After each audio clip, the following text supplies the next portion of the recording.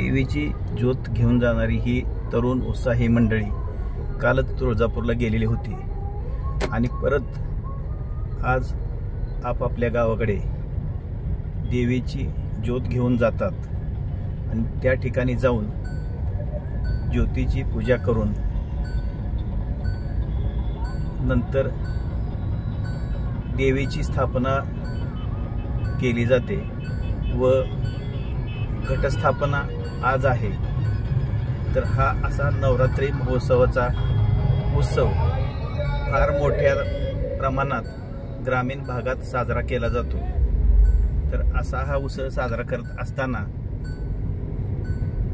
आपण ही मंडळी किती मोठ्या प्रमाणात ज्योत घेऊन जाताना दिसत आहेत।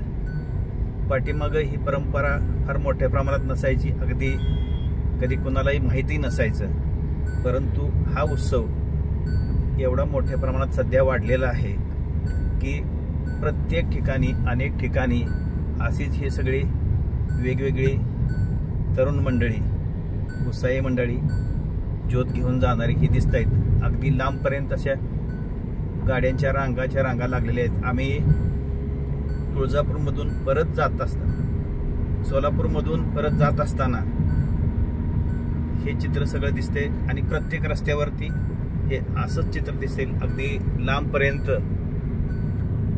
या पुढं आमच्या जे दिसत आहेत ह्या नवरात्र महोत्सव मंडळाच्याच गाड्या आहेत। रस्त्यावरती पूर्ण जत्रा भरल्यासारखा हा परिसर आहे। अगदी प्रत्येक ठिकाणी रस्त्यावरती असे हे ज्योत घेऊन जाणारे नवरात्र महोत्सव मंडळाचे हे सगळे जे कार्यकर्ते आहेत ते सहभागी होतात आणि रात्री 12 नंतर तुळजापूरहून निघतात व संध्याकाळी घटस्थापनेच्या वेळेपर्यंत साधारणपणे 5-6 वाजेपर्यंत आपापल्या गावात पोहोचतात आणि तिथून पुढे नवरात्र महोत्सवाची सुरुवात होते।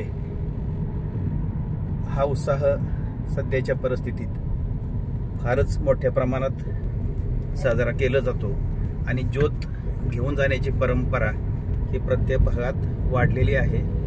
तुळजापूरहून ज्योत घेऊन जाणारी मंडळी वेगळी असतात, कोल्हापूरहून घेऊन येणारी वेगळी असतात, तर माहूरगड किंवा नंतर नाशिक जिल्ह्यातील वणी ह्या गावावरून म्हणजेच सप्तशृंगी देवीचा तिथूनही ही मंडळी अशी ज्योत घेऊन जाणारी असतात आणि असे रस्त्या ठिकाणी थांबलेले थांबून विश्रांती घेत हे पुढे पुढे ज्योत घेत जात असतात। अनेक अशा मंडळाचे प्रत्येक गावात आता कमीत कमी 1-2 किंवा 4-5 8-10 अशी मंडळं आहेत आणि मंगळ्यातील सगळ्यात मोठा महोत्सव देवीचा असतो। मंगळ्यात कमीत कमी 25 ते 30 नवरात्र महोत्सवाची मंडळं आहेत आणि फार मोठ्या प्रमाणात देखावे साजरे केले जातात। तर एवढ्या मोठ्या प्रमाणात मंगळवेढ्यात ही महाराष्ट्रातील कदाचित सगळ्यात मोठा महोत्सव जो आहे नवरात्र महोत्सव तो फक्त मंगळवेढ्यातच साजरा केला जात असावा असा माझा अंदाज आहे किंवा माझ्या माहितीप्रमाणे ते सत्यही आहे असे मला खात्रीने सांगावे वाटते।